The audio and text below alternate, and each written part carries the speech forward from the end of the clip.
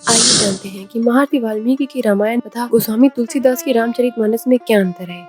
रामचरितमानस में लक्ष्मण को अत्यंत क्रोधी एवं उत्तेजी दिखाया गया है। रामचरितमानस में वे बात बात पर क्रोधित हो जाते हैं तथा स्वयंवर में जनक और परशुराम से उलझ जाते हैं। वहीं वाल्मीकि रामायण में उन्हें धीर, गंभीर और विवेकी बताया गया है। मूल रामायण में लक्ष्मण केवल 3 समय पर ही क्रोधित होते हैं। पहला, जब उन्हें श्री राम के वनवास का समाचार मिलता है। दूसरा, जब चित्रकूट में भरत श्री राम से मिलने आते हैं। और तीसरा, जब वे सुग्रीव को उनकी प्रतिज्ञा याद दिलाने के लिए किष्किंधा पहुंचते हैं। रामचरितमानस के अनुसार जब समुद्र सेना को मार्ग नहीं देता है तो लक्ष्मण अत्यंत क्रोधित हो जाते हैं और श्री राम से समुद्र को सुखा देने के लिए कहते हैं, जबकि मूल वाल्मीकि रामायण में इसका बिल्कुल उल्टा है।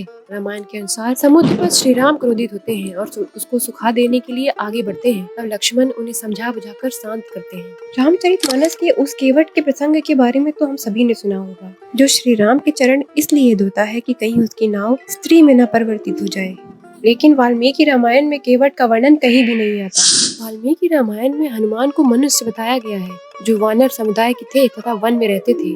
वानर का अर्थ है वन प्लस नर, जबकि रामचरितमानस में हनुमान को कपि अर्थात बंदर की प्रजाति का बताया गया है। वाल्मीकि रामायण के अनुसार ऋष्यमुख पर्वत पर हनुमान को जब श्री राम अपना परिचय देते हैं, उसके बाद उन दोनों की मित्रता हो जाती है। जबकि रामचरितमानस में हनुमान पहले से ही श्री राम के अनन्य भक्त थे। वाल्मीकि रामायण के अनुसार जब हनुमान का दल सीता को खोजते खोजते थक जाता है, तब अंगद के मन में विद्रोह के भाव आ जाते हैं, जिसे हनुमान समझदारी से दबा देते हैं।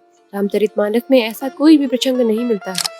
रामचरितमानस में जब हनुमान लंका पहुंचते हैं, वे विभीषण से मिलते हैं और वही उन्हें अशोक वाटिका का मार्ग बताते हैं। वाल्मीकि रामायण में ऐसा कोई प्रसंग नहीं है। वहां हनुमान स्वयं सारी लंका में खोजते हुए अशोक वाटिका पहुंचते हैं। वाल्मीकि रामायण के अनुसार सीता माता को खोजते समय हनुमान रावण के महल में मंदोदरी को देखकर उनके सीता होने का भ्रम करते हैं, किंतु बाद में वे समझ जाते हैं कि ये सीता नहीं है। जबकि रामचरितमानस में ऐसा कोई भी प्रसंग नहीं आता है। वाल्मीकि रामायण के अनुसार सभा में अपना अपमान होने के बाद विभीषण स्वयं लंका का त्याग कर देते हैं, जबकि रामचरितमानस के अनुसार रावण विभीषण को लात मारकर लंका से निष्कासित कर देता है। रावण के दरबार में अंगद का पैर जमा देना और किसी का उसे ना उठा पाना एवं रावण का मुकुट श्री राम के पास फेंक देने का वर्णन केवल रामचरितमानस में मिलता है। वाल्मीकि रामायण में ऐसा कोई भी वर्णन नहीं है। वाल्मीकि रामायण के अनुसार रावण और श्री राम का युद्ध 2 बार हुआ था। एक बार रावण युद्ध के आरंभ में आया था, दूसरी बार वो युद्ध के अंत में आता है और श्री राम के हाथों मृत्यु को प्राप्त हो जाता है। वहीं रामचरितमानस के अनुसार रावण युद्ध में केवल एक बार अंत समय में आया और वीर गति को प्राप्त हो गया। रामायण में संजीवनी बूटी लाने का 2 बार वर्णन मिलता है, जबकि रामचरितमानस में केवल 1 बार।